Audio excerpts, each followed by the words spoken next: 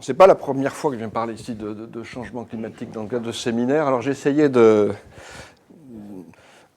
réfléchir à si on avait vraiment des choses nouvelles à dire. Je pense qu'il y a effectivement deux aspects, c'est ce que j'essaierai de développer. Il y a des choses qui sont peut-être confirmées et des choses aussi qui sont ouvertes en termes de recherche et peut-être encore plus clairement ouvertes qu'il y a quelques années. Alors, je vais pas reparler de toute la problématique climatique, ce n'est pas non plus un exposé sur un travail personnel, j'essaierai de montrer une ou deux choses.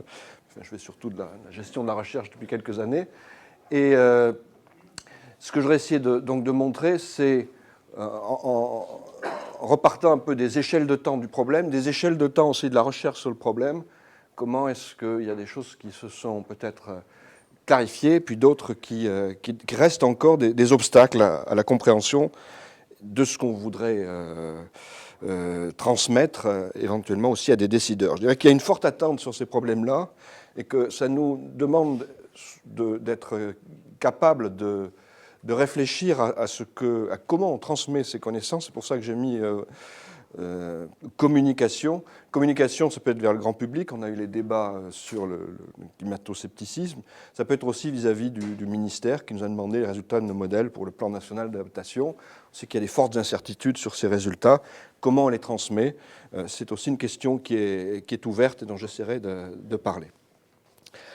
Alors, donc, je ne vais pas parler de tous les aspects initiaux, la croissance des gaz à effet de serre, je vais en dire un mot maintenant, et j'essaie de rentrer dans la diagnostic qui a pu être fait à partir des modèles et de la manière dont ces modèles se sont développés et éventuellement des difficultés qu'il y a actuellement à poursuivre dans certaines voies le développement de ces modèles. Alors, pour ce qui est des échelles de temps du problème, il y a un diagramme que je trouve extrêmement frappant, qui est celui-ci, qui est issu donc du rapport du GIEC dont on parlait. Donc le GIEC ne fait pas vraiment de recherche, on pourra peut-être rediscuter ça dans les questions si vous voulez, mais il fait des documents qui sont généralement justement des documents de synthèse qui ont été lus, relus, et qui ont de ce point de vue-là une richesse d'informations extrêmement concentrée. Et là, vous avez l'histoire de trois gaz à effet de serre sur 10 000 ans. Donc vous voyez ici donc les 10 000 ans, c'est l'Holocène, c'est la période, l'interglaciaire chaud dans lequel se sont développées nos civilisations.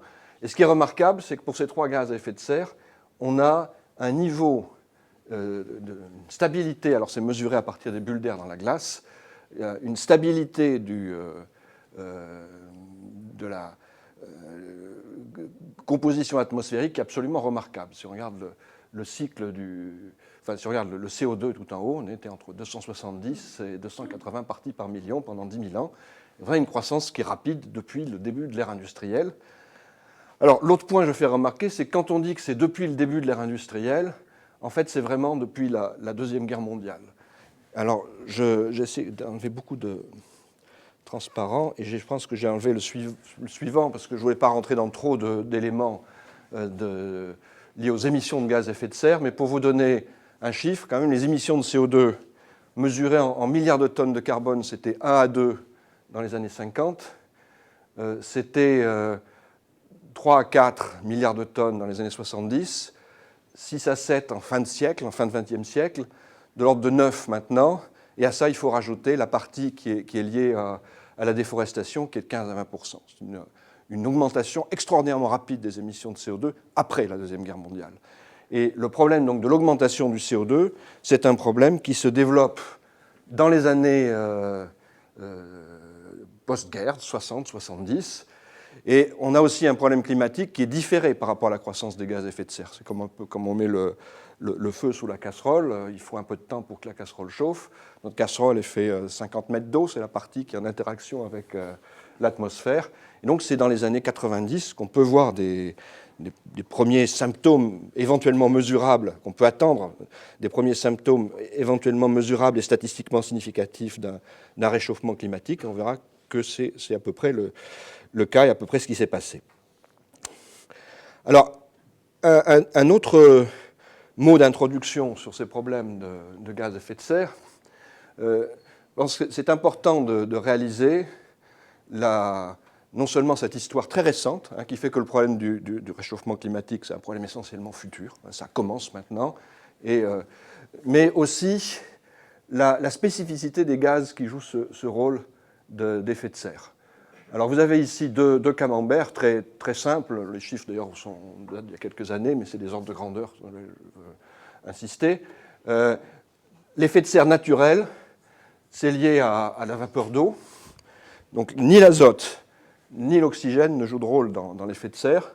C'est des molécules un peu plus complexes qui jouent ce rôle-là. La vapeur d'eau, c'est quelques millièmes de la masse atmosphérique. Les nuages, c'est quelques pourcents de la vapeur d'eau qui s'est condensée, ce n'est pas des gaz. Et puis les autres gaz, les premiers, c'est le CO2, c'est encore plutôt en volume 0,3 millième, on a vu du volume atmosphérique, c'est encore des concentrations traces. Et ces gaz qui sont à l'état de trace sont responsables d'un réchauffement de la planète, alors qui est de un peu plus de 30 degrés. Alors on cite toujours ce chiffre d'un peu plus de 30 degrés. En fait, même le réchauffement serait plus intense, mais il est atténué par les effets de la convection atmosphérique. Donc c'est un effet extrêmement intense. Ces gaz, qui sont des gaz traces, sont responsables du fait que la planète est habitable. Alors, on a une croissance de certains gaz. Et là, il y a eu des débats. La vapeur d'eau, c'est un gaz qui est dans nos laboratoires. On a approché de ne pas s'en occuper. Je pense qu'au LMD, par exemple, la vapeur d'eau, c'est peut-être 80% des gens qui s'intéressent à la vapeur d'eau, ou aux nuages, ou aux deux. Mais simplement, c'est un gaz qui a un temps de recyclage extrêmement rapide. Et ce n'est pas facile d'agir sur la vapeur d'eau de manière directe. Elle peut réagir, parce que quand il fait plus chaud, il y a plus de vapeur d'eau dans l'atmosphère, mais on ne peut pas agir de manière directe en émettant de la vapeur d'eau dans l'atmosphère. Donc le premier gaz qu'on peut émettre, c'est le CO2, et le CO2, lui, il a une durée de vie qui est plus longue. Il y a la moitié qui est reprise directement par la surface, la végétation ou les océans, en gros, et puis l'autre moitié qui reste. Alors c'est des échelles de temps qui sont c'est plus simple, bien sûr, que ce chiffre-là, mais c'est une centaine d'années. Il y a même une partie qui reste de manière presque indéfinie dans l'atmosphère. Et ça veut dire que ces gaz-là, tous ces gaz sont des gaz qu'on appelle des gaz à longue durée de vie, sont des gaz qui peuvent se stocker dans l'atmosphère au fil des activités humaines. Et ce que j'ai montré tout à l'heure, c'est qu'effectivement, depuis maintenant quelques décennies, le CO2 se stocke dans l'atmosphère. Et ça, on en a conscience depuis les années 57. C'est les premières mesures qui ont été faites de manière systématique dans l'atmosphère à partir de l'année géophysique internationale.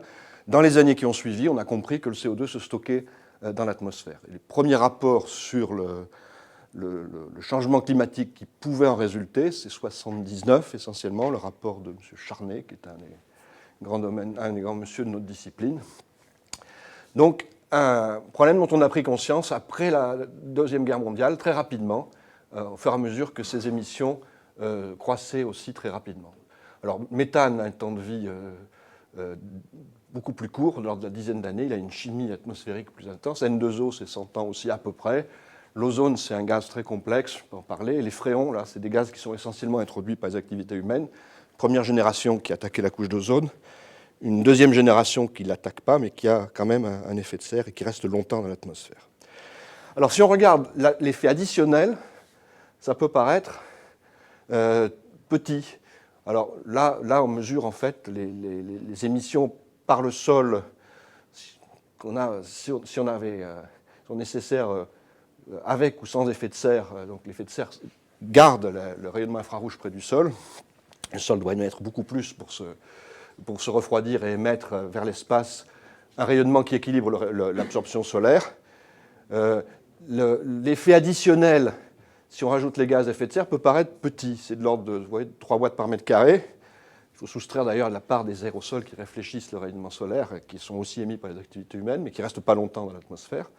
3 watts par mètre carré sur un système qui a un cycle énergétique de l'ordre de 150 watts par mètre carré, ça peut paraître tout petit. C'est là qu'on est confronté à cette idée qui est vraiment importante, c'est qu'on est en train de modifier quand même un équilibre global de la planète qui était très finement ajusté pendant les 10 000 dernières années.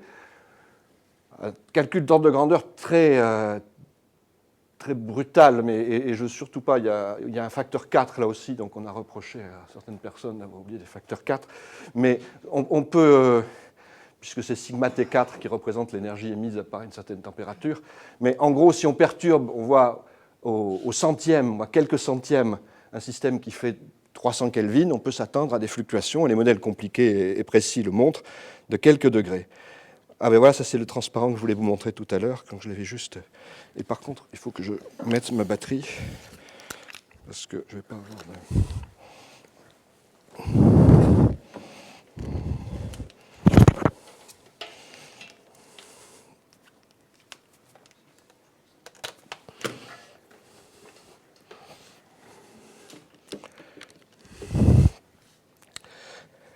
Voilà, donc c'était pour vous montrer que vraiment les émissions de CO2, il y a une rupture à partir des années 50. Aujourd'hui, là, on est en 2000, on est à presque 9 ou 10, donc on est dans le plafond. Hein, on est dans le plafond en termes d'émissions, et la rupture, elle est vraiment brutale à partir des années 50.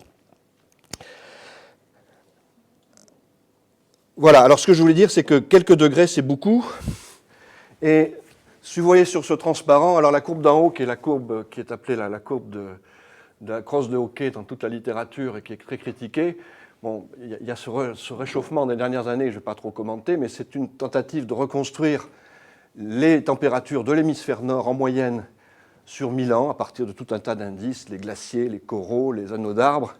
Et ce que vous voyez, c'est que, et en fait, très probablement, enfin, en tout cas, moi, la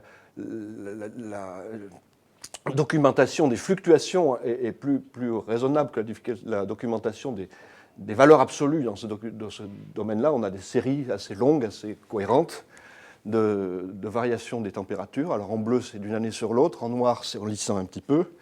Et ce que vous voyez, c'est qu'on est dans les dixièmes de degrés. Alors ça a été beaucoup critiqué, plutôt à cause de la fin. Ça a été refait. Et vous avez ici quelque chose qui rend compte en fait de ce qu'on connaît un peu, l'épisode médiéval un peu plus chaud, le climat plus froid vers le XVIIe, XVIIIe siècle, et puis ça se réchauffe plus près de nous, pour des raisons qui au départ étaient certainement naturelles. Mais on est dans des fluctuations de quelques dixièmes de degrés. Donc avoir un processus qui... Tout petit éclaircissement. Le fait qu'autour de 1600, la variabilité diminue, c'est essentiellement lié au fait qu'on a des meilleures mesures. Absolument, oui, c'est l'arrivée des thermomètres. Je ne sais pas d'ailleurs si on doit prêter une...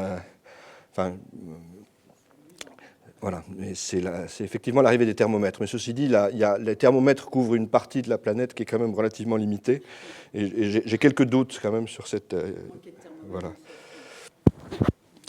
Voilà, donc ça c'est le diagnostic simple, sur lequel j'ai essayé d'aller relativement vite. Mais c'est le diagnostic qui a été celui qui a pu être fait pour l'essentiel dès les années 70. C'est-à-dire on a une perturbation dont l'ordre de grandeur a priori est importante par rapport à ce qu'on savait déjà, ce qu'on sait mieux de l'histoire de la planète. Pour vous donner notre ordre de grandeur, pour représenter quelques degrés, ce qui nous sépare d'un âge glaciaire, et ça c'est bien documenté maintenant, c'est 5 à 6 degrés vers le froid, bien sûr, en moyenne globale.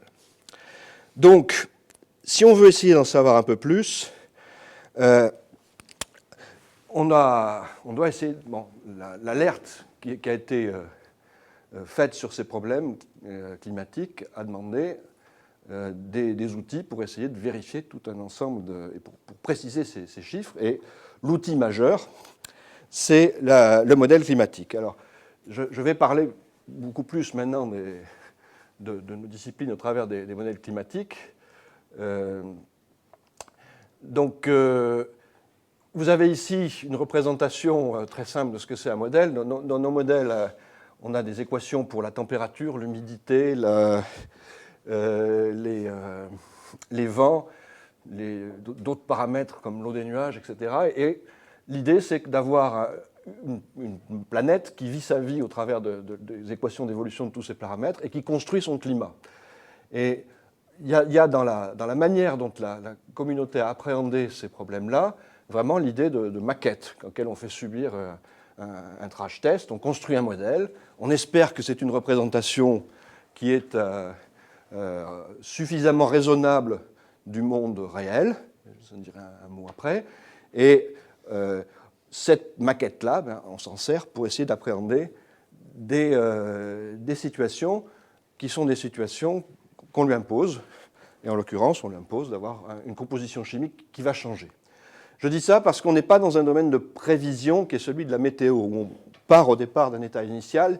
Il y a maintenant des idées, effectivement, d'essayer de faire des prévisions à partir de l'océan, mais l'essentiel est donc d'aller peut-être à quelques décennies en mode prédictif, mais l'essentiel de ce qui s'est fait pour essayer d'envisager les climats futurs relève d'une autre approche qui est vraiment celle de la perturbation d'équilibre pré-industriel, en augmentant du CO2, en regardant ce que ça représente, en essayant d'anticiper ce que ça peut apporter au système climatique. Alors, une chose qui est importante, c'est de voir que, et j'essaierai de montrer que d'une part, le diagnostic de base, celui qui pouvait être fait il y a une trentaine d'années, n'a pas beaucoup bougé, mais malgré tout, les modèles avec lesquels on fait ça ont permis de répondre à beaucoup de critiques et ont permis de répondre à tout ce qui était accusation de simplisme par rapport au diagnostic. Alors, ce qui a changé les choses, c'est quand même la puissance de calcul. Alors, moi, j'ai passé ma thèse de troisième cycle dans cette salle en 78. Et c'était des modèles qu'on faisait tourner sur le CDC 7600, je me rappelle. C'est 10 puissance du CNES à Toulouse, 10 puissance 7 opérations par seconde. Les machines, maintenant, sont à 10 puissance 14, puissance 15 opérations par seconde pour celles dont on dispose ou on voudrait disposer. Donc il y a eu une augmentation très forte qui se traduit par plusieurs choses. Ça se traduit par une augmentation de résolution. Alors, la résolution initiale des modèles, elle était de 500 km à peu près. Elle a été conçue, donc ce que vous avez de haut en bas, c'est 4 rapports du GIEC. Donc tout en haut, c'est 90, ensuite 95, 2001, 2007. Et sur l'Europe, vous avez une idée de ce qu'était notre planète artificielle à ces différents moments dans le temps. Donc ce que vous voyez, c'est que les modèles du début, des années 90, ceux qui ont servi à faire le diagnostic qui a lui-même conduit au sommet de la Terre à Rio et aux protocoles qui ont suivi, c'était les modèles de 500 km. Alors 500 km, ce n'était pas choisi au hasard, c'était choisi dans l'idée de représenter deux grands éléments de structure. Alors j'aime bien montrer cette image radar, une image partiellement synthétique, mais qui est un produit de démonstration pour le radar TRIM, et qui vous montre qui est essentiellement les impacts de la condensation de l'eau. Alors que l'eau se condense quand l'air monte, vous pouvez voir ça comme une carte de la montée de l'air. Donc vous avez une montée de l'air à l'équateur, avec une descente dans la région subtropicale. Vous avez aussi une montée de l'air très lente, le long de structures qui sont des structures cycloniques ici sur... alors on est en juillet, donc on les voit surtout dans l'hémisphère d'hiver. Et ce sont ces grandes structures-là que les premiers modèles ont cherché et ont réussi en fait à représenter. Alors l'idée des premiers modèles, c'était de se dire qu'on était capable, à partir des lois de la physique, d'une part, à partir d'un forçage qui consistait pour l'essentiel en deux choses, c'est-à-dire la rotation de la Terre sur elle-même d'une part, et les gradients de température entre le pôle et l'équateur d'autre part, à représenter des mouvements typiques qui sont ceux qu'on observe. Et alors, tout ça tient au fait que l'écoulement de grande échelle est dominant, et donc on peut très largement, dans nos disciplines, paramétrer, alors on dit paramétrer, c'est-à-dire représenter la petite échelle à partir de paramètres de grande échelle, et donc représenter l'effet des petites échelles comme nourrissant les grandes échelles et se concentrer sur les grandes échelles. Donc tous les premiers modèles, c'était des modèles avec 500 km de résolution, et l'idée qu'on était capable de bien reproduire suffisamment, de manière suffisamment cohérente ces grandes échelles pour que notre planète numérique ait un sens par rapport à la planète réelle. Et donc, donc ça, c'est, je vous montrais le bilan radiatif sur l'atmosphère, je voulais juste... mais je vais revenir là. Pour vous montrer le gain qui a été fait en termes de résolution, c'est un gain qui est finalement peut paraître faible. Il faut se réaliser que bon, on augmente la résolution en latitude, en longitude, mais il y a aussi un pas de temps qui va augmenter, qui est de quelques minutes dans les modèles actuels, et une résolution verticale. Donc en fait, c'est plutôt donc là, c'est un facteur qui n'est pas de 5, hein, qui est de 5 à puissance 4. Et ensuite, on a des modèles qui se sont beaucoup compliqués. Donc je vais peut-être venir ici, parce qu'on a aussi des modèles qui étaient des modèles atmosphériques, qui sont devenus des modèles couplés océan-atmosphère, avec des océans qui étaient à certains moments des petits océans de surface, les 50 mètres dont je parlais tout à l'heure, et puis ensuite des océans qui circulent, et qui circulent avec de l'eau qui éventuellement peut être adoucie par des rivières, et puis dans lequel on a couplé aussi des algorithmes de chimie de l'atmosphère, de biogéochimie. Donc tout ça, c'est construit au fil du temps. Donc il y a une partie du temps de calcul qui a été utilisée pour compliquer les modèles. Ajouter de l'océan, c'est ajouter un modèle de complexité équivalente à celui de l'atmosphère. Et il y a une troisième partie du temps de calcul qui a été utilisée pour faire des simulations plus longues, plus nombreuses. On verra qu'on a besoin non seulement de construire les modèles, mais de les valider en leur faisant représenter des épisodes déjà observés du climat, et puis de les prolonger sur des périodes qui sont de quelques centaines d'années, avec des scénarios différents.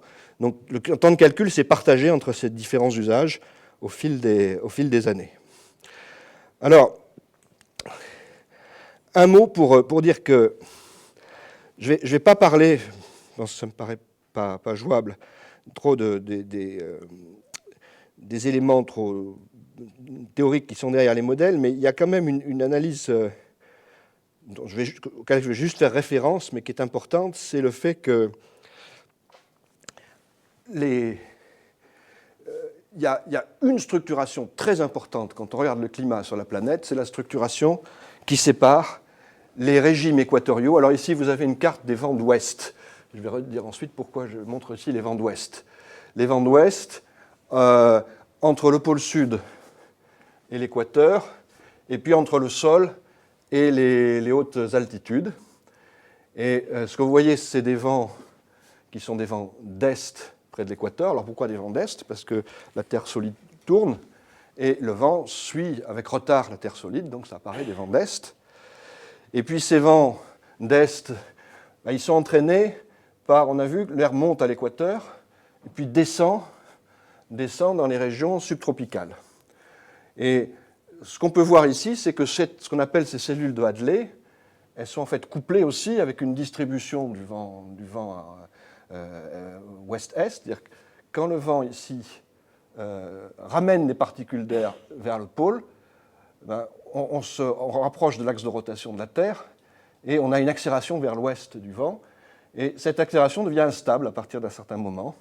Et ce fait que cette accélération devient instable force une limite de ces cellules de Hadley. Donc l'air monte à l'équateur, redescend, et cette limite, c'est une limite qui bouge extrêmement peu dans toute l'histoire du climat. Et quand on fera nos simulations du climat futur, on voit que cette limite qui, entre des circulations de Hadley, c'est-à-dire montée de l'air, descente de l'air, elle est entre 30 degrés sud et 30 degrés nord essentiellement, et c'est quelque chose qui bouge de peut-être 1 degré, 2 degrés dans les simulations qu'on peut faire du climat futur.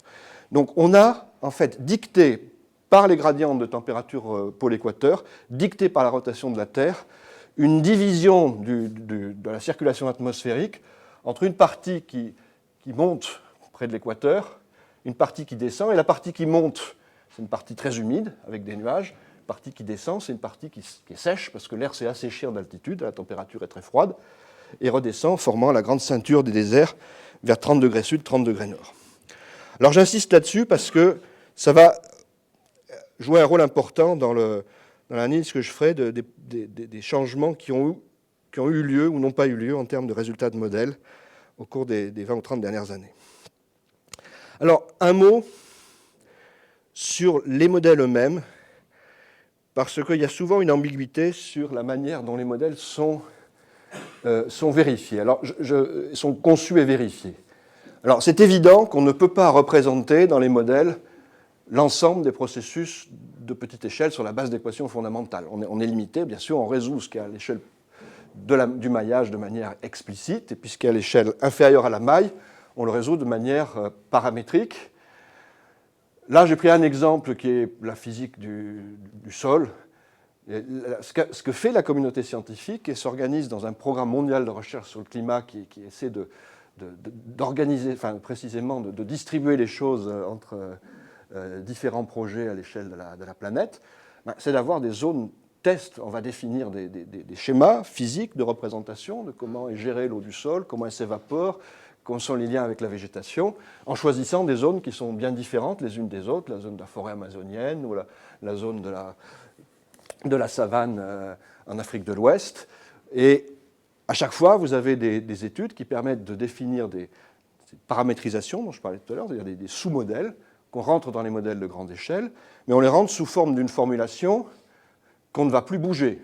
Une fois qu'on a formulé les choses, on gèle la formulation du modèle, et ce modèle-là, on s'en sert pour représenter les climats du passé, les variations annuelles, les variations interannuelles en réponse ou en association avec des phénomènes comme El Niño. Voilà. Donc la validation des modèles se fait à une autre échelle que ce qu'on appelle l'ajustement des modèles. L'ajustement des modèles, c'est quelque chose en fait qui n'est pas vraiment un ajustement au sens où on l'entend pour des modèles beaucoup plus simples. C'est de prendre en compte tous ces processus, un à un, d'essayer de bien les comprendre. Alors, chacune de ces régions, vous allez avoir des expériences, on ajoute des avions, des bateaux, des mâts, et on essaie de mesurer les choses, on essaie d'en rendre compte à partir de schémas, on intègre ces schémas dans des modèles, on fige la résolution d'un modèle, tous les 4 ans à peu près, on fige notre modèle, et ce modèle-là va servir pour faire toute une série d'expériences, et il va être validé. Et il est validé par des gens qui sont... Oui.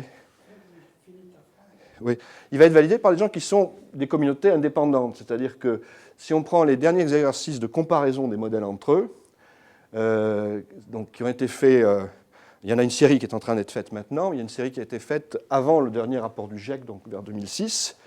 Il y a eu, sur ces simulations-là, à peu près 1000, alors on dit 1000 parce qu'on ne sait plus compter, papiers d'intercomparaison, de comparaison des modèles entre eux, avec toutes sortes de personnes qui ont, des Argentins qui sont spécialistes de la dépression du Chaco, vont regarder comment c'est représenté dans les modèles. Et donc, il y a aussi cet élément de compétition entre modèles qui devient très fort. Il y a une vingtaine de modèles actuellement, 6 ou 7 sur l'Europe, 6 ou 7 en Amérique du Nord, 6 ou 7 ailleurs. Certains modèles existent sous plusieurs versions. Et le développement d'un modèle, c'est, je dirais, pour donner des ordres de grandeur là aussi approximatifs, peut-être 50 personnes pendant 10 ans. C'est des objets qui sont lourds. La validation, donc, échappe à ça. Ça se fait de manière compétitive, enfin, gentiment compétitive, mais compétitive quand même, au travers d'observateurs qui ne sont pas nécessairement des modèles. Ouais.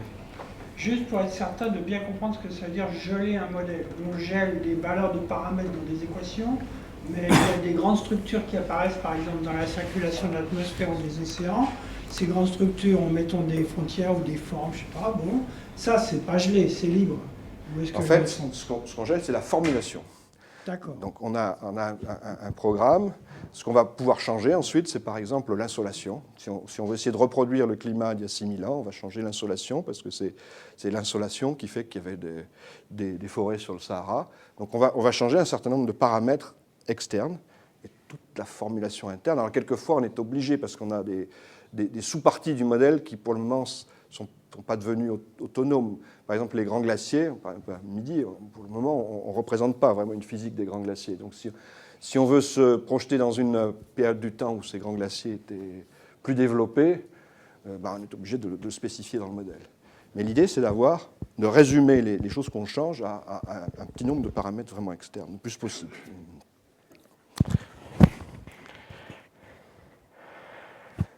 Voilà, alors maintenant, ce qui a été fait dans les deux avant-derniers exercices du GIEC, on parlerait peut-être plutôt dans les questions de l'exercice plus complexe qui a été fait pour le dernier rapport du GIEC, c'est un exercice qui a consisté, alors le GIEC ne fait pas de recherche, mais là il a quand même proposé un exercice de recherche qui a beaucoup occupé les gens dans les laboratoires, qui consiste à proposer des scénarios. Alors ces scénarios, ils ont été faits en faisant là aussi une revue de la littérature, cette fois plutôt en sciences humaines, et il y a un aspect démographique qui n'est pas sur ce schéma. Après, il y a des aspects économiques. On peut avoir un monde plus ou moins sensible aux contraintes environnementales, plus ou moins globalisé, avec plusieurs types de globalisation, selon que le Sud se développe ou pas. Et on peut faire aussi un usage intensif de l'énergie avec différents types d'énergie. Donc il y a plusieurs scénarios qui ont été mis en place. Ces scénarios vont du scénario vert ici, où en gros on part des 7 milliards de tonnes de carbone qui étaient dans les années 90, qu'on voyait sur le schéma que je vous ai montré tout à l'heure. On monte jusqu'à un peu moins de 10, on redescend. Alors ça se veut un scénario optimiste, sans prendre de mesures dédiées type Kyoto. Ce n'est pas le scénario qu'on est en train de prendre actuellement, puisqu'on est déjà à peu près aux 9 ou 10 milliards de tonnes de carbone. Vous avez ensuite les scénarios rouge pointillés, où là, c'est FI pour fossile intensive. Donc là, on crame beaucoup de charbon, de pétrole et de gaz naturel. Hein, c'est toujours le charbon, le pétrole, le gaz naturel qui sont les sources de CO2 qu'on considère ici, et qui nous conduit à avoir dans l'atmosphère des niveaux de CO2 plus élevés. Alors, ce qu'on doit dire de ce scénario ici, c'est que ce n'est pas un scénario suffisant pour stabiliser le climat. En gros, ce qu'estiment tous les gens qui sont spécialistes du cycle du carbone, c'est qu'il faudrait réduire les émissions à 3 ou 4 milliards de tonnes de carbone pour avoir un système qui soit stable. Donc en gros, on est très au-delà actuellement. Donc si on se maintient très au-delà, même le scénario vert est un scénario qui nous conduit à augmenter le CO2 dans l'atmosphère. Puis le scénario rouge pointillé nous conduit à l'augmenter beaucoup plus. Alors, on pourrait parler longuement de ces scénarios. Moi, je voulais surtout montrer les résultats du modèle, mais si vous avez des questions après, on pourra réaborder ces problèmes-là. Alors, première série de résultats, alors ça c'est le GIEC 2001, le diagramme est plus simple que celui du GIEC 2007, les résultats sont en gros les mêmes. Ce que vous voyez, c'est que pour chaque scénario, vous avez des simulations faites par différents modèles, ça vous donne une barre d'incertitude, qui est une barre approchée, bien sûr, c'est une mesure très particulière de l'incertitude que de regarder la divergence des modèles, mais c'est la seule réellement disponible, et qui vous dit que pour le scénario vert, on va d'un peu moins de 2 degrés à un peu plus de 3 degrés, pour le scénario rouge pointillé, d'un peu moins de 4 degrés à un peu plus de 6 degrés. Alors, il faut bien comprendre que ces scénarios ne sont pas des scénarios probabilisés. À aucun moment, il y a eu l'intention de dire qu'un scénario était plus probable que l'autre. Ce n'est pas non plus des scénarios souhaités. Les scénarios souhaités, c'est des scénarios où on diminue les émissions de gaz à effet de serre. Et c'est des scénarios qui nous conduisent tous à avoir des augmentations de température qui sont importantes dans le futur. Alors je crois que c'est important de bien réaliser que dans le discours qu'on a actuellement, et qui est un discours où on n'aime pas parler du futur, on se focalise sur le présent, le discours des médias, c'est est-ce que le changement climatique est d'origine anthropique? Donc nous on est là, effectivement à partir de ce début de changement, on peut essayer de dire des choses, mais c'est vrai aussi que ce n'est pas ce changement-là qui nous intéresse, enfin qui nous préoccupe le plus, c'est celui qui va suivre. Alors, juste parce que, j'y reviendrai peut-être pas, on parle souvent de 2 degrés de réchauffement, et je dirais un mot sur pourquoi et d'où ça vient. 2 degrés de réchauffement, vous voyez que si on ne fait rien, la masse des modèles, c'est 2050 à peu près. Le moment où, si on laisse faire, on va croiser ces...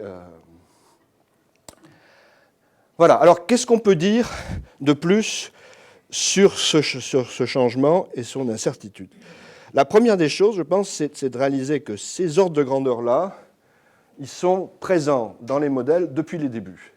C'est-à-dire que là, les scénarios dont je vous parle, le détail de ces scénarios avec l'augmentation progressive des gaz à effet de serre, ça, c'est ce que le GIEC a incité à faire à partir des années 2000.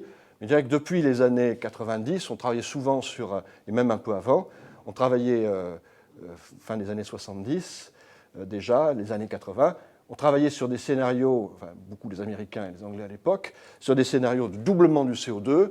les ordres de grandeur, c'était pour un doublement du CO2, quelques degrés de réchauffement à l'équilibre, tout à fait compatible avec les chiffres qu'on a là. Encore moins. À propos de l'ordre de grandeur, c'est peut-être idiot, mais quand même, tout à l'heure, tu nous as dit qu'il y avait 3 watts par mètre carré de plus que les 155 naturels. Ça fait 2%. Alors, je sais bien qu'on n'a pas le droit de linéariser, mais 2% de 300 Kelvin, ça fait 6 degrés. Et donc, on est exactement dans le bon ordre de grandeur. C'est idiot ou pas? En fait, oui, tu n'as pas le droit de le dire de manière aussi simple. Et en plus, ce que j'ai montré tout à l'heure, c'est la part de réchauffement acquise. Mais sachant qu'à cette part de réchauffement acquise, il faut enlever une partie de refroidissement liée aux poussières qu'on émet en même temps. Donc c'est un petit peu plus compliqué. Mais le fait que les bons ordres de grandeur soient là, oui, ces bons ordres de grandeur sont là parce qu'on est finalement face à une physique de base qui est relativement simple. Et c'est ce que je voudrais essayer de dire maintenant, c'est que finalement, nos modèles compliqués ont permis de valider au travers de choses très sophistiqué. Vous avez derrière ça des schémas radiatifs où on essaie de prendre en détail les flux radiatifs, la manière dont les différents gaz agissent dessus. Bon, donc c'est des modèles qui sont vraiment complexes, hein, c'est de l'ordre d'une million de lignes de Fortran, c'est encore beaucoup du Fortran. Mais ces modèles, pour l'essentiel, ont validé les schémas qui étaient ceux des résultats des années 70. Alors, on peut le voir aussi sur des distributions géographiques de résultats. Vous avez ici les réchauffements qui ont été obtenus comme la moyenne des modèles. Là, c'est bien le GIEC, le dernier GIEC 2007. Et les premiers résultats qui correspondent aux simulations en cours montrent aussi les mêmes schémas. Et je vais vous montrer que c'est stable depuis longtemps. Vous avez un réchauffement qui est plus fort dans les régions arctiques, qui est plus fort sur les continents. Et ce que vous pouvez voir, c'est que vous avez de haut en bas des émissions de gaz à effet de serre de plus en plus importantes. Côté gauche, vous voyez qu'en 2020-2029, ça ne change pas beaucoup. Hein. Vous pouvez voir aussi ça sur le réchauffement ici. Vous avez en fait une sensibilité très forte aux gaz à effet de serre déjà émis. Et l'océan se met en équilibre par rapport aux émissions préalables de CO2. Et donc, en fait, 2020-2029, si vous réduisez progressivement les émissions de gaz à effet de serre, ça ne se fait pas encore beaucoup sentir. 2090-2099, donc en bas vous émettez moins, en haut vous émettez plus. L'inverse, en haut vous émettez moins, en bas vous émettez plus. Et vous voyez un réchauffement qui est beaucoup plus important. Mais ce qui est intéressant, c'est de voir que la structure du réchauffement, en fait, elle n'a pas beaucoup changé. Alors, hier soir, je me suis plongé dans les rapports du GIEC 90. Donc, vous aviez 3 modèles à l'époque, le canadien, américain et anglais. Je pense qu'il y en avait 2 ou 3 autres qui avaient fait des simulations. Alors, c'était des simulations qui étaient plus simples, avec un océan très simplifié. Mais ce que vous voyez, c'est que la structure générale du réchauffement était en gros la même. Plus fort dans les hautes latitudes, plus fort sur les continents. Et ça, on sait que ça relève d'une physique de base que les modèles simulent depuis longtemps. Et ça fait partie, en fait, des choses qu'on simule toujours. Et on va voir qu'en fait, malheureusement, ce signal de base, il est confirmé, c'est-à-dire qu'avec des modèles qui se sont beaucoup développés, qui ont intégré une physique beaucoup plus compliquée, les ordres de grandeur, les distributions générales, tout ça, ça a été confirmé. On verra que par contre, il y a des incertitudes qui elles, demeurent et qui font que finalement, on a confirmé au fil des années ce qu'on savait dire déjà dans les années 90. Je pense que le rapport 90 reste un rapport qui est très lisible. Même le rapport Charnay, 79, est un rapport qui est vraiment, pour l'essentiel, donne des éléments extrêmement précis et toujours d'actualité sur le réchauffement climatique. Mais par contre, on verra qu'on n'est pas capable nécessairement de régionaliser et de quantifier ces éléments de manière très précise au jour d'aujourd'hui. Alors, incidemment, j'étais paresseux, je n'ai pas réactualisé ça récemment, mais vous avez 15 années récentes, moins les années d'après-guerre. Vous voyez que le réchauffement observé, il a lui aussi la même structure, c'est-à-dire plus fort sur les hautes latitudes, plus fort sur les continents. Et donc c'est vrai aussi si on rajoute les quelques années récentes. Ce qui veut dire, et c'est ce qu'il y a un chiffre, le GIEC a dit 10% de chances pour que le climat qu'on voit évoluer actuellement ne soit pas le résultat, au moins en grande partie, du réchauffement de la planète. Ça peut se traduire au niveau statistique en disant quelles sont les chances pour qu'on puisse obtenir ce type de réchauffement-là, cette structure de réchauffement-là, au travers de fluctuations naturelles. Et donc, chiffre très approximatif, mais qui donne un peu l'ordre de grandeur, c'est 10%. Je dis ça parce qu'il y a beaucoup de gens qui pensent qu'effectivement, les 90% de chances que le climat soit d'origine anthropique, c'est le résultat d'un vote dans le GIEC, qui est une assemblée de l'ONU, bien sûr. Et donc, il y a la voix de Chavez ou la voix de... Donc, ce n'est pas vraiment ça qui a servi de base au diagnostic. Alors, quand on regarde les choses année après année, bon, il faut faire attention. Effectivement, vous voyez les températures qui, ici, ont été séparées en 3 domaines. Donc ça vient du NASA GIS. Vous avez les basses latitudes de l'hémisphère sud, enfin basses latitudes c'est au-delà du tropique, c'est pas très. Les latitudes intertropicales et au nord du tropique, dans l'hémisphère nord. À partir des années 90, bon, on voit partout un réchauffement. Et simplement, ce réchauffement, bien sûr, il est entrecoupé de phases de refroidissement. Et ces phases de refroidissement, leur origine est bien connue. Quand on voit toutes les valeurs positives fortes qu'on a en termes de réchauffement, c'est des années El Niño. Alors, des années El Niño extrêmement grands en 98. Donc, depuis, les températures paraissent, alors surtout dans les tropiques, paraissent plus faibles. Mais c'est bien qu'on a eu un événement El Niño extraordinaire en 98. Et depuis, en fait, les températures reprennent petit à petit. Elles ont réaugmenté. Si on enlève ces pics singuliers, elles ont continué d'augmenter. Voilà, alors ça c'est la partie qui est, je dirais, consensuelle. Maintenant, ce dont je voudrais parler, mais je vais essayer de le faire vite parce que le temps s'est écoulé, c'est qu'on a 2 grandes sortes de problèmes qui sont des problèmes rémanents. Le premier, c'est celui de la quantification précise en termes de température. Je vous ai montré que les modèles étaient différents en termes en termes d'amplitude du réchauffement, de plus ou moins 1 degré à peu près. Ça se reflète déjà dès les premiers modèles. Alors vous avez ici, j'ai trouvé ça aussi dans le premier rapport du GIEC, mais vous avez ce diagramme qui consiste à mettre les valeurs de réchauffement pour un doublement du CO2 sur une courbe ici qui est et là vous avez aussi les changements de précipitation associés en pourcentage sur une courbe de réchauffement global. Et vous voyez que là, vous avez des petits carrés, des petits triangles qui représentent les différents modèles.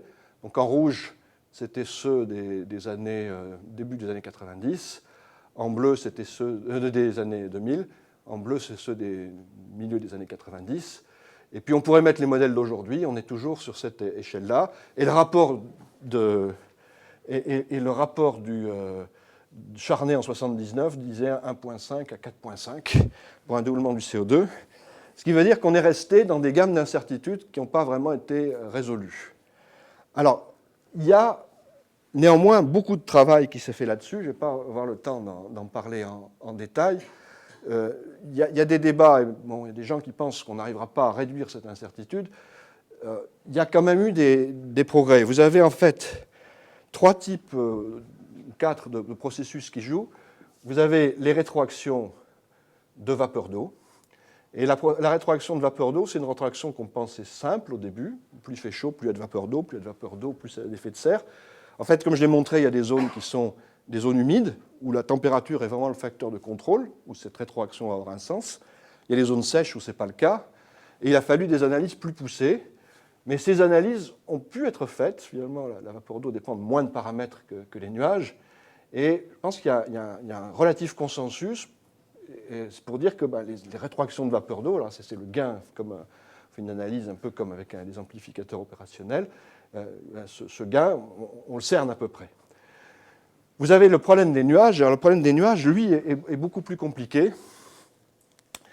Et vous avez des nuages qui sont à la fois des éléments qui réchauffent par effet de serre, qui refroidissent en réfléchissant au rayonnement solaire, et la combinaison de ces deux effets dépend de l'altitude, dépend de si on a des gouttelettes d'eau, de quelle taille, des cristaux de glace, de quelle taille, et se fait donc différemment, et c'est quelque chose qui est difficile à envisager pour le futur. Et l'incertitude majeure, elle est là. Et après, vous avez l'albédo, qui généralement fond, et puis vous avez aussi des changements du gradient vertical de température qui se combinent d'ailleurs avec les effets de vapeur d'eau pour diminuer un peu l'impact des incertitudes liées à la vapeur d'eau. Mais l'essentiel vient de la rétroaction des nuages. Donc cette incertitude, elle est liée à cela. Alors, je vais peut-être passer un peu sur la manière dont on avait validé mais pour vous montrer des résultats, alors les deux personnes qui ont... Moi, j'avais travaillé là-dessus il y a longtemps, et puis les deux personnes qui ont vraiment repris ces études très fortement, c'est Sandrine Bonny et Jean-Louis Dufresne. Et l'idée, pour essayer de contraindre ces rétroactions radiatives liées aux nuages, c'est de s'appuyer sur les fluctuations qu'on peut observer.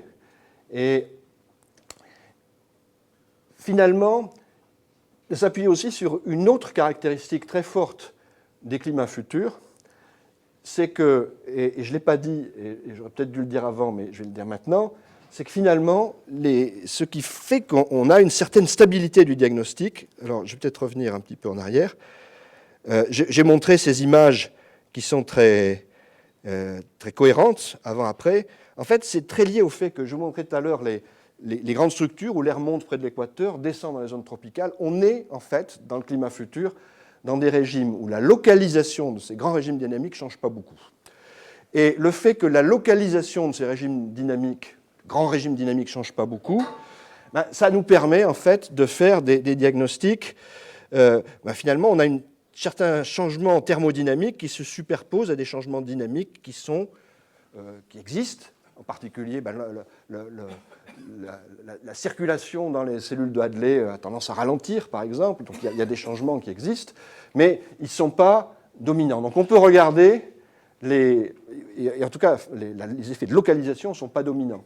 Et donc on peut essayer de regarder, cette fois, alors soit en faisant, c'était le diagramme que j'ai sauté, des diagnostics dans les régimes d'ascendance ou un régime de descendance, soit en regardant les propriétés des nuages pour toute une série de classes qui caractérisent la montée de l'air, la descente de l'air. On sait que les nuages se forment par rapport à certains types de forçage dynamique aussi. Et à forçage dynamique donné, on peut regarder comment se fait la comparaison entre des nuages simulés, des nuages observés, faire le bilan de ces effets-là, regarder comment les choses changent dans des changements climatiques dans les différents modèles. Par exemple, dans les résultats de Sandrine et Jean-Louis, qui étaient très, très beaux et qui restent encore, je pense, à complètement utiliser, le fait que, finalement, quand on regarde les modèles du dernier rapport du GIEC, vous avez des modèles qui ont une sensibilité plus ou moins forte, et les régimes, l'endroit où cette sensibilité se différencie, c'est dans la représentation des nuages. On appelle des nuages de subsidence, c'est les nuages bas dans les régions subtropicales, les stratus des régions subtropicales. Donc on peut maintenant être capable progressivement d'affiner le diagnostic, et ce n'est pas évident de penser que l'incertitude qu'on a depuis maintenant 15 ou 30 ans sur ces problèmes d'amplitude des changements climatiques va demeurer. Vous avez des réussites très grandes. Vous avez ce train de satellites qu'on appelle LATRAIN, avec des satellites qui vont mesurer les propriétés des nuages. Ils se suivent les uns après les autres pour mesurer la même scène avec des instruments très différents. Il y en a un qui a été construit en partie au LMD, à l'école polytechnique, pour un des instruments, qui est celui avec le laser, mais ce n'est pas le laser qui a été construit au LMD. Vous avez un autre qui a été construit à Lille, les autres sont américains. Et on peut penser qu'on va effectivement affiner ces diagnostics dans le futur.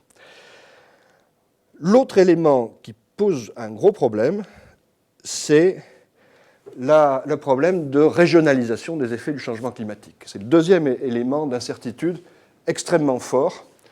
Et ce deuxième élément d'incertitude extrêmement fort, on peut le voir sur beaucoup de schémas. Sur ce schéma-là, vous voyez ici les deux modèles français. Je dis qu'il y a 6-7 modèles en Europe, En France, il y en a bien sûr 2, parce qu'on ne se met jamais complètement d'accord. Ils ont des parties en commun, mais l'atmosphère est différente.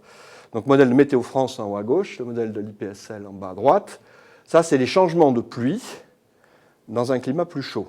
Eh bien, les changements de pluie. Et vous voyez qu'il pleut plus dans les régions où l'air monte et où il pleut normalement. Il pleut moins dans la ceinture que j'ai décrite comme étant la ceinture des déserts. C'est-à-dire qu'en gros, je disais, et ça on peut le mesurer de manière précise, dans ces modèles, la localisation des zones de montée et des zones de descente ne change pas trop. Et on a plutôt un renforcement de ces effets-là dans le futur. Mais ce renforcement, donc, c'est une physique qui est bien comprise, et c'est aussi quelque chose qu'on commence à observer quand on fait des données sur 20-30 ans. On voit effectivement qu'il peut en moyenne plus à l'équateur, en moyenne moins dans la région subtropicale et en moyenne plus aux hautes latitudes. Mais par contre, quand on regarde des effets régionaux, là, les modèles divergent fortement. Vous avez ces 2 modèles. Vous avez ici plutôt moins de pluie sur le Sahel, là-bas plus de pluie. Il y a eu des inondations récentes. Est-ce que c'est des prémices du changement climatique? Même chose sur l'Inde, les régions de mousson. Et finalement, ce n'est pas très surprenant, parce que si vous prenez par exemple la circulation de mousson, bon, elle dépend de processus qui sont des processus extrêmement variés. Vous avez la dépendance à l'océan, à El Niño, la dépendance à l'océan Indien, la dépendance au moins sur une partie du siècle aux neiges de l'Himalaya, dépendance à ce qui se passe sur l'Afrique. Comment ça va changer dans le futur? Quels sont les facteurs qui vont l'emporter? Il y a une vraie difficulté à aller à ces régimes qu'on appelle régionaux, mais qui vraiment structurent la circulation tropicale, et on a un peu les mêmes choses avec les blocages aux mêmes latitudes, dont on ne sait pas exactement comment ils vont évoluer dans le futur. Alors ça, en termes de communication, ça nous pose un gros problème, parce que ça veut dire qu'on a des incertitudes majeures sur les conséquences locales du changement climatique. Et dans les dernières années, en fait, on a été confronté à des demandes qui sont des demandes de plus en plus précises. Alors, bon, il y a cette idée que finalement, on n'est pas du tout parti pour réduire les émissions de gaz à effet de serre comme souhaité. Donc, il va y avoir un changement climatique. Donc, s'il y a un changement climatique, il faut s'y adapter. Et s'il faut s'y adapter, on va demander aux climatologues comment on fait pour s'y adapter. Sauf que là, justement, on n'est pas très bien armé pour donner des prévisions locales et régionales. Alors, je saute à quelques transparents, je pense que je ne pourrais pas te montrer tout ce que je voulais montrer, mais on a été sollicité par le ministère, par exemple, de l'Environnement pour nous donner les résultats de nos modèles sur la France. Alors, on dit les 2 groupes de Météo France, le nôtre, dans le cadre du plan national d'adaptation. Alors, on est des fonctionnaires, on n'a pas à cacher nos résultats, on donne nos résultats, mais c'est vrai que c'est d'une incertitude. Alors, l'avantage d'avoir 2 modèles, on pourra avoir recours aux modèles étrangers, mais là, c'est des modèles un petit peu zoomés sur la région française.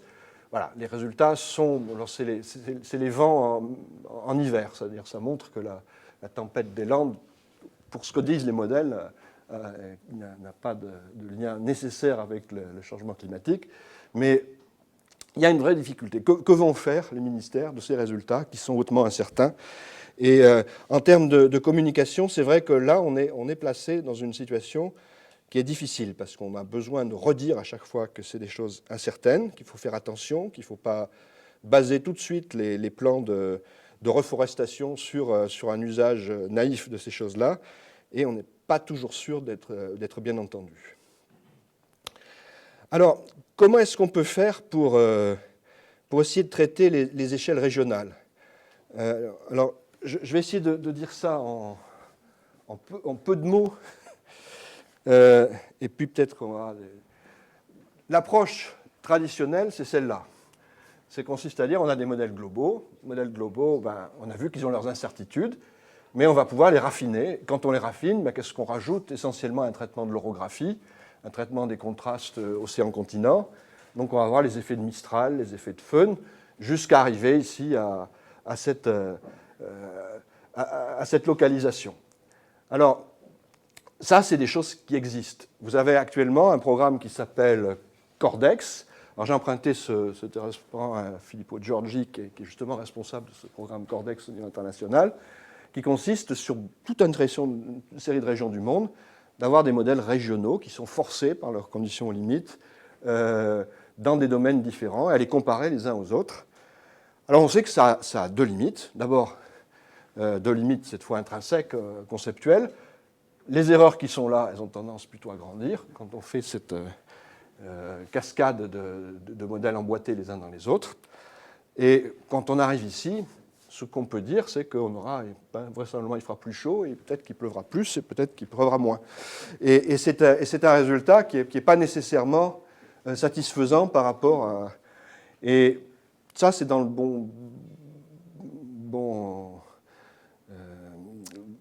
dans le cas favorable, c'est-à-dire c'est quand on interroge les gens de la communauté scientifique, mais il commence à se créer des officines qui, elles, n'ont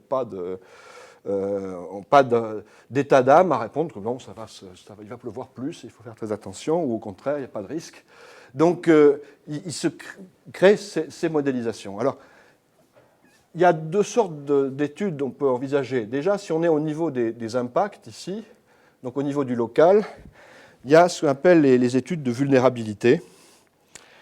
Et en fait, les études de vulnérabilité renvoient à une dimension importante du problème climatique, c'est que le climat, c'est une des composantes de changements qui sont multiples.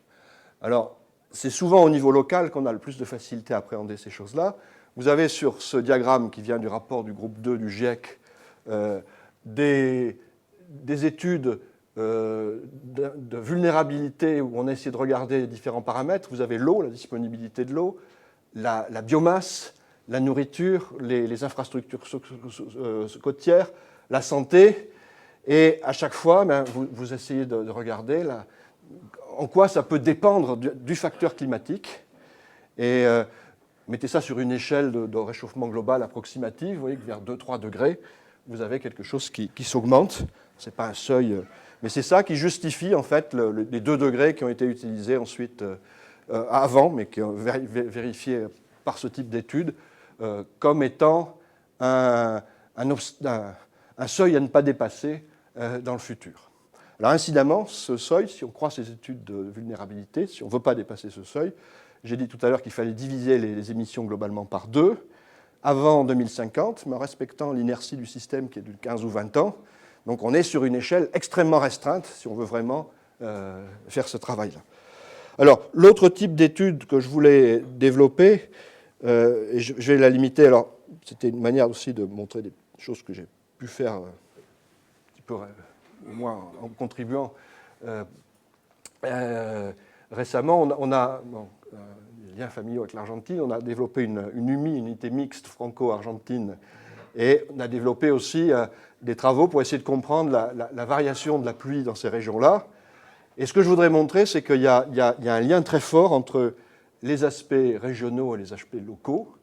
Le souci majeur des Argentins, c'est que la pluie augmente sur cette région-là.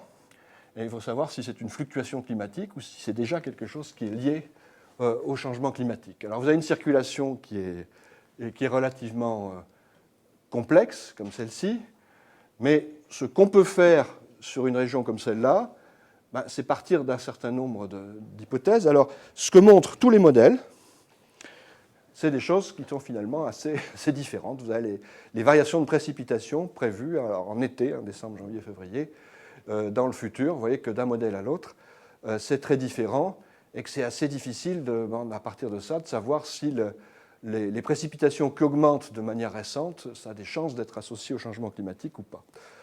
Alors, ce qu'on peut faire, c'est essayer de trier dans les modèles. Et l'hypothèse qu'on a fait dans ce travail, c'est de dire qu'il y a un mode de fluctuation naturelle dominant, qui est un mode, en fait, qui est un mode d'oscillation de cette zone de pluie, la South Atlantic Convergence Zone.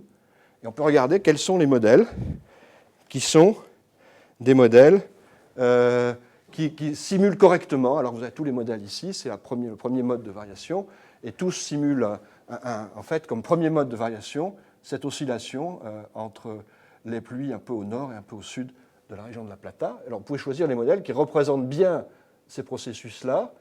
Et ce que vous voyez, c'est que tous ces modèles prévoient en fait une augmentation des précipitations dans cette région et qu'ils les représentent, et je ne vais pas rentrer dans les détails, sous forme d'une augmentation d'occurrence d'événements associés à ces modes-là. Donc, ensuite, on peut revenir en arrière et voir dans quelles conditions ces modes se développent. Et ce qu'on peut voir, c'est que c'est associé à deux choses. Des trains d'ondes qui traversent le Pacifique. Et puis, c'est associé aussi à des structures dans l'océan qui ressemblent à El Niño. Donc, on peut faire un certain lien entre les prévisions des modèles, ce que le réchauffement climatique peut envisager et les liens qui sont entre ces systèmes-là.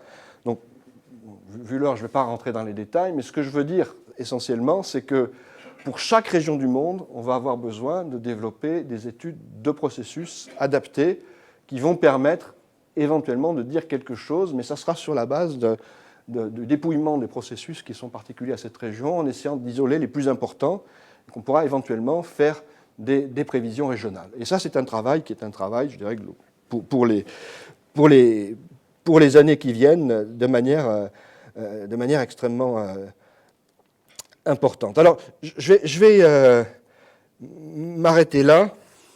Je pense que si je résume ce que j'ai voulu dire, la première chose, c'est que je pense que tout ce qui s'est fait dans les 20 ou 30 dernières années, d'une certaine manière, valide ce qui s'est dit il y a 20 ou 30 ans.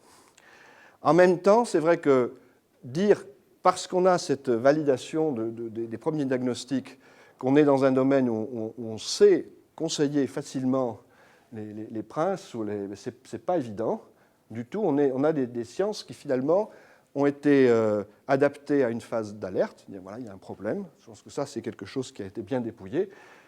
Et qui sont moins adaptés à une phase de conseil en disant telle région du monde, voilà ce qu'il faut faire pour s'adapter.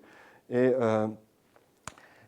c'est d'autant plus compliqué que le climat n'est qu'un des paramètres qui rentrent en jeu. Et on l'a vu dans tout un tas de débats. Enfin, par exemple, la manière dont notre communauté a abordé les problèmes de biodiversité, problèmes d'une manière légère, fait partie des gens qui ont incité un peu à mettre en place des programmes massifs d'utilisation de la biomasse.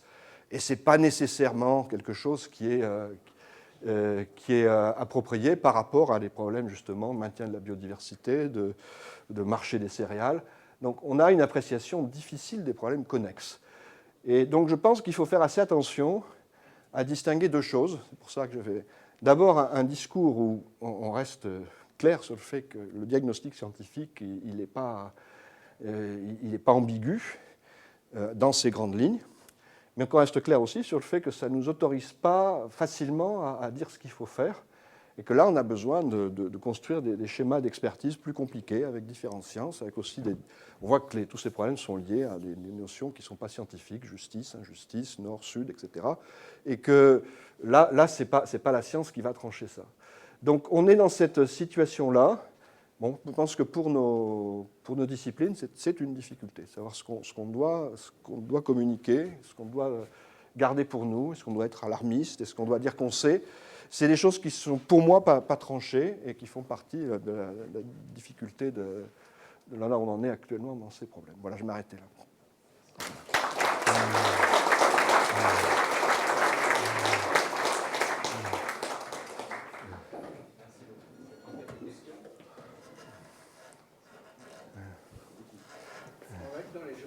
Récemment, l'histoire du groupe de Toulouse qui s'intéresse à la dissolution du CO2 dans les eaux de pluie, et ils disent que la moitié du CO2 serait ensuite stabilisé sous forme de carbonate dans les eaux de mer. Et dans l'érosion, ils font de l'érosion, ils attaquent les cailloux. Et voilà. Est-ce que c'est présenté comme un résultat tout neuf dans le monde? Est-ce que c'est sérieux? Est-ce que... Oui. Ah oui, j'ai un micro, pardon. Oui, en fait, je ne connais pas bien ces problèmes-là. Ce qui est sûr, c'est que de toute façon, la moitié du CO2 qu'on met dans l'atmosphère repart dans le sol, dans les océans. Donc il y a une moitié qui est reprise par des processus assez divers. Moi, je ne sais pas faire l'inventaire de ces processus, mais je ne suis pas sûr que ça change globalement l'économie du CO2. Quantitatif, mais pas la grande ligne. Non, certainement pas. J'ai beaucoup aimé ta conclusion très sage. Mais il y a quand même des gens qui qui préparent des choses pas sages du tout. Par exemple, de l'engineering avec tu sais, tous les projets qu'il y a d'ajouter des produits de différents types dans l'atmosphère pour essayer de contrôler le réchauffement. Donc, qu'est-ce que tu penses de tous ces apprentis sorciers? Oui, alors, dire que ça se prépare médiatiquement pour le moment. Il n'y a pas beaucoup de... Alors, des étudiants qui travaillent en ce moment en Suisse là-dessus. Je veux dire, oui. ils nous prennent nos propres étudiants là-dessus. Hein. Il y a des programmes de recherche. Oui, il y a quelques programmes de recherche. Alors, moi par rapport à ça, bon, d'abord, je ne pense pas personnellement que ce soit des méthodes utilisables, mais je pense qu'on est à un stade où il vaut mieux essayer d'en faire la démonstration que de dire, ben voilà, non, c'est pas bien, et c'est pas éthique, et c'est pas... parce que ça a pris un peu trop justement d'ampleur au niveau médiatique. J'ai vu la présentation qu'avait fait Olivier Boucher à Polytechnique, je pense qu'il l'a peut-être fait ici, je ne sais pas. Et bon, finalement, il fait le tri entre certains arguments. Moi, j'avais tendance à dire que ça risquait d'être cher, il dit non. Ben, par exemple, la solution consiste à mettre des sulfates dans l'atmosphère. Ça risquait d'être mauvais pour la santé, il dit non. Par contre, ben, il a un argument fort qui est qu'on ne peut pas s'arrêter. C'est-à-dire quand on arrête d'émettre, on revient au réchauffement qu'on aurait eu si on n'avait rien fait depuis le début.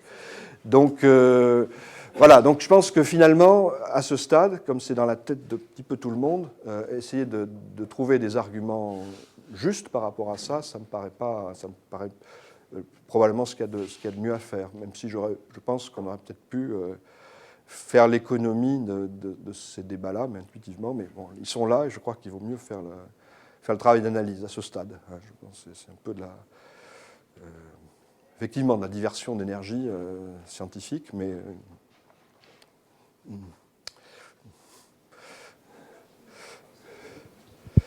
Est-ce que les modèles actuels tiennent compte de l'éventuelle instabilité des courants marins, des principaux courants?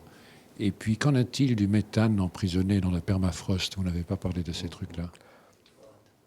Alors, pour ce qui est des courants moyens, j'ai zappé toute la partie océanique. En fait, c'est vrai que les simulations actuelles ont une représentation océanique.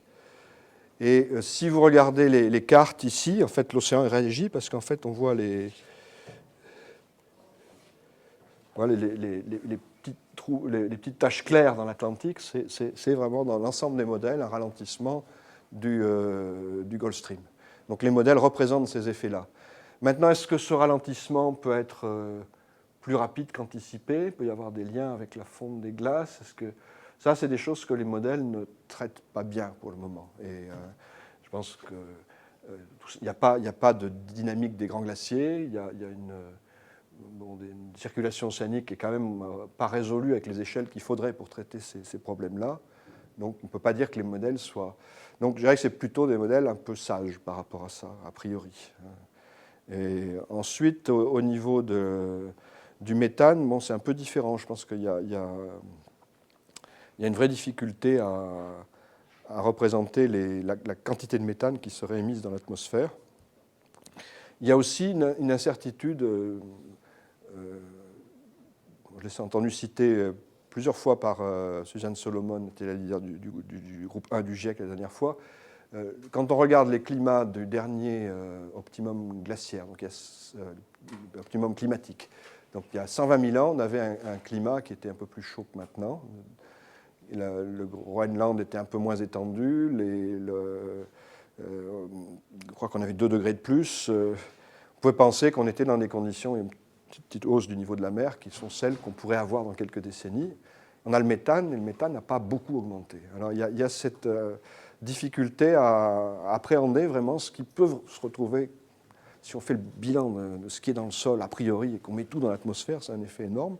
Est-ce que c'est comme ça que ça va se passer? Est-ce qu'il y a d'autres barrières qui vont l'empêcher de s'échapper? C'est pas complètement clair, et donc du coup, il n'y a pas de mécanisme pour représenter ça simplement dans les modèles. On peut rajouter un forçage radiatif, mais on ne sait pas bien traiter ce problème-là pour le moment.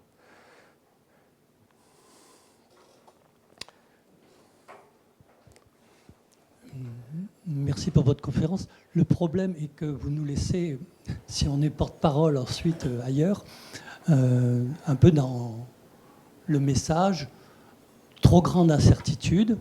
Et surtout, moi, ce que je vois par rapport à ce qui avait été dit il y a 20 ans, c'est la complexification.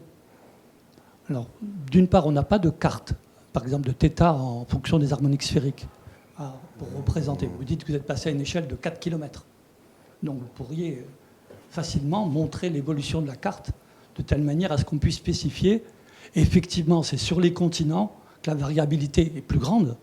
Donc, il ne faut pas s'étonner qu'au Groenland, ils disent « mais attendez, nous, on le voit vraiment bien », alors qu'effectivement, dans des régions où la cellule de Hadley, vous l'avez bien signalé, ça évolue peu, même si la cellule ralentit. Bon. Et ces cartes-là, pour le public, elles sont importantes pour nous, elles sont très pertinentes. Le deuxième point que je devrais signaler, c'est le fait que les modèles se complexifient. Avant, on n'avait pas d'océan. Maintenant, on en est à...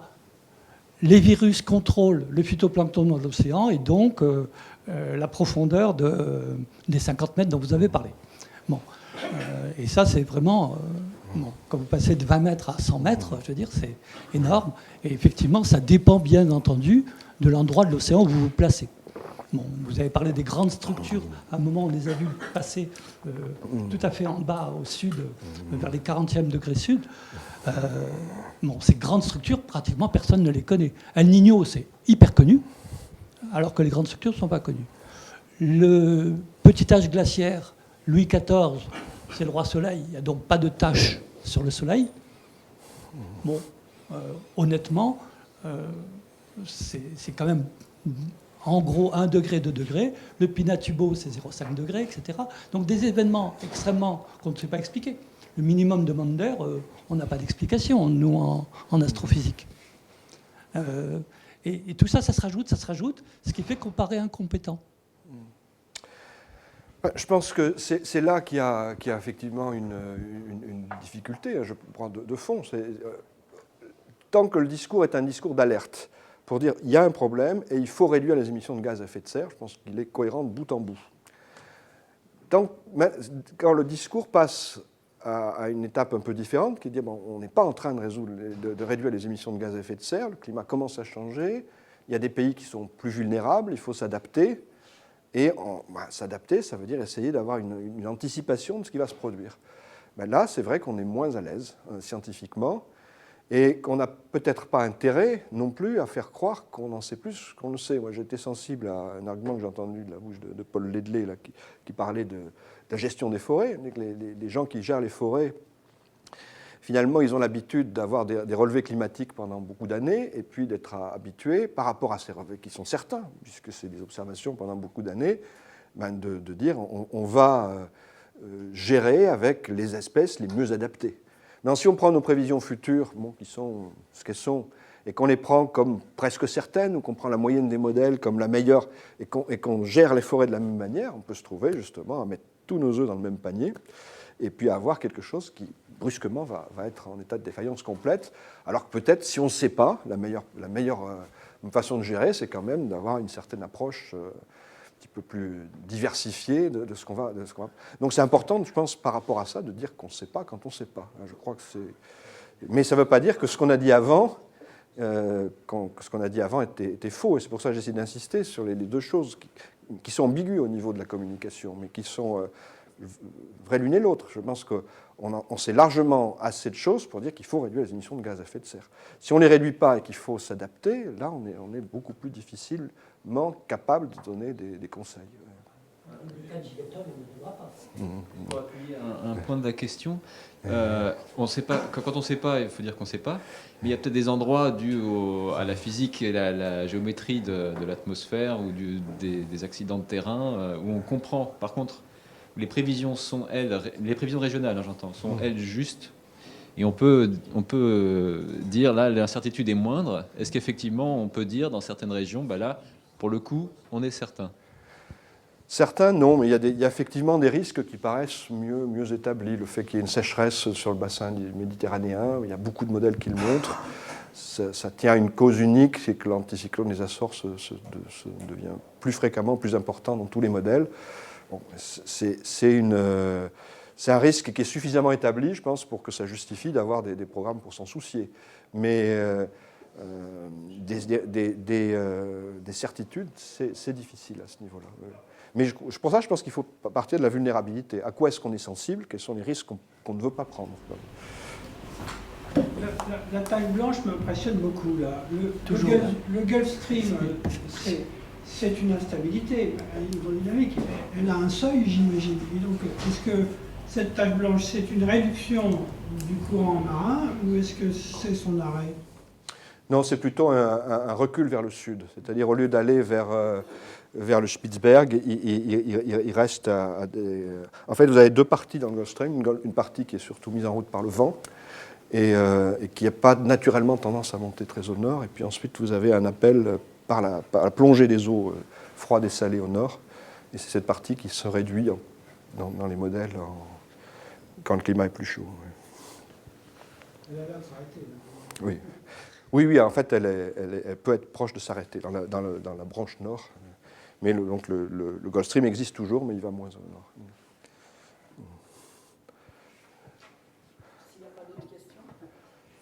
S'il n'y a pas d'autres questions, j'avais une autre question qui me travaille bien, que j'avais envie de te poser depuis longtemps, j'ai jamais eu l'occasion. Les contrails. Donc, tu as parlé des nuages. Bon, les nuages, c'est les nuages que vous connaissez, mais on a depuis quand même maintenant, depuis l'arrivée de l'aéronautique, on a les nuages artificiels. Et si vous observez simplement au quotidien le ciel à Paris, vous voyez pratiquement tous les jours ce qu'on appelle des contrails, c'est-à-dire des nuages qui sont dus à la condensation. En fait, c'est très exactement lié au fait que l'eau est en surfusion à l'échelle, aux altitudes où volent les avions, et quand un avion passe, il induit un démarrage une solidification, en fait, la formation des nuages que vous observez. Et si vous observez bien, moi je m'amuse à le faire le plus souvent possible, vous voyez en fait le contrail démarre, vous le voyez, mais après, 2 ou 3 heures après, vous avez quelque chose que vous croyez être un nuage qui est très transparent. Voilà, ma question, donc, c'est quel est l'effet sur le climat au moins régional, et je crois qu'il y a quand même un effet notoire en Europe, d'après les informations que j'ai, de ces contrails. Alors ça, je m'étais intéressé à ça il y a très longtemps et je n'ai pas suivi les publications récentes. Je pense que c'est un effet qui est non négligeable régionalement, qui est par contre pas déterminant globalement. Ça dépend aussi beaucoup de l'altitude des nuages. Hein. Si on commence à être dans la stratosphère, ça a tendance sans doute à rester un peu plus. Bon, je ne saurais pas donner des chiffres récents là-dessus, mais je pense qu'il y a 2 aspects dans tout ça. C'est l'aspect d'influence sur le climat global, et puis c'est aussi de comparer différents types de transports. Donc les gens, si on commence à légiférer en disant on va taxer tel type de transport plutôt que tel autre, il faut essayer d'estimer plus précisément par type de transport, par type de passagers transportés, l'impact sur l'environnement. Donc de ce point de vue-là, c'est peut-être pas négligeable. Claudia Schuldenrausch a fait toute une étude là-dessus avec des Allemands de Munich, et ils en arrivent à des trucs dans les 10%. C'est à partir d'images satellites. Ils n'ont pas fait des trucs vraiment fins. Et ils ont des évaluations. C'est sur certaines régions, oui. Oui, mais c'est en fait toute l'Atlantique Nord et l'Europe, parce que c'est... Oui, mais ça fait partie, effectivement, oui. Généralement, c'est 10% des cirrus, et l'effet n'est pas aussi évident, parce que les cirrus tendent à refroidir pendant la journée et à réchauffer pendant la nuit. Donc, ça peut effectivement avoir des effets sur l'aviation, il faudrait autoriser les vols de jour et interdire les vols de nuit. Ça serait peut-être un effet, c'est pas facile à apprendre. Je vais quand même vous poser une dernière question. Je semble être très pessimiste sur la possibilité de prédire les précipitations. Et tu as montré sur les cartes de température qu'on n'avait pas beaucoup changé dans les prédictions. Il me semble quand même que sur les précipitations, il y a eu des évolutions en termes d'accord ou désaccord entre les modèles, entre le premier et le dernier rapport de l'IPCC. Il y a eu aussi d'énormes progrès qui ont été faits dans la capacité à prévoir les précipitations à petite échelle dans les modèles de prévision du temps qui se transposent aussi dans les modèles de climat petit à petit. Et il me semble que de ce côté-là, on n'a pas quand même à perdre l'espoir d'arriver à une prévision à peu près correcte de l'impact en précipitation, à condition, bien entendu, que les circulations régionales soient elles-mêmes correctement prédites. Oui, non, tu fais bien de dire ça, parce que quand on fait des discours qui sont un peu chèvre et chou, on a toujours tendance à être mal compris d'un côté ou de l'autre. Donc j'essaie de ne pas le faire trop souvent, mais ici, je pense que c'est un lieu pour le faire. je pense que, j'essaie de le dire pour la partie d'amplitude, il y a quand même beaucoup de travaux qui permettent de penser qu'on arrivera à faire des progrès importants. Et ce que tu dis est vrai pour la partie du climat actuel. Si on regarde les climatologies actuelles de précipitations dans les modèles, la manière dont les modèles simulent les précipitations actuelles, ça s'est beaucoup amélioré. De même que les modèles régionaux, j'ai dit quelque chose qui peut être vu comme effectivement médisant à leur égard. J'ai parlé de la capacité à simuler des changements climatiques. Mais c'est vrai que quand on prend un modèle comme celui-là, qu'on le force sur les conditions limites, et puis qu'on regarde le détail de ce qui se passe en termes de vent, de température sur la Méditerranée, on obtient de très bons résultats. Donc, pour ce qui est de la capacité à simuler les conditions actuelles, il y a eu je pense qu'il y a une faiblesse, c'est le problème essentiellement des moussons, et je crois des blocages de latitude, je connais finalement moins bien. Et là, par contre, on est face à des choses qui résistent, quoi,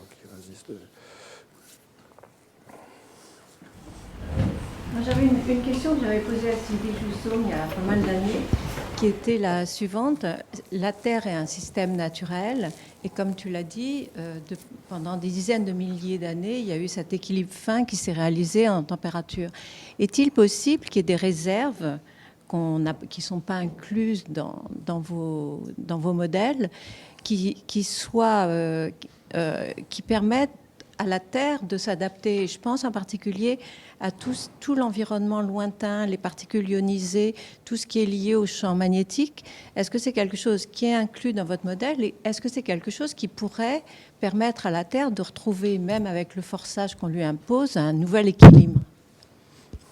Moi, je ne sais pas vraiment répondre à une question comme ça. Nous, ce qu'on regarde, en fait, avec nos modèles, c'est la phase initiale. Je pense que nos modèles sont conçus et sont pertinents pour regarder justement la phase initiale d'une déstabilisation, sachant que l'état équilibré, au départ, on ne sait pas exactement comment il s'est équilibré. On sait que c'était équilibré avant la période actuelle, à peu près, parce que il y a 5000 ans, il y a eu le Sahara qui a cessé d'être vert, c'est des équilibres globaux.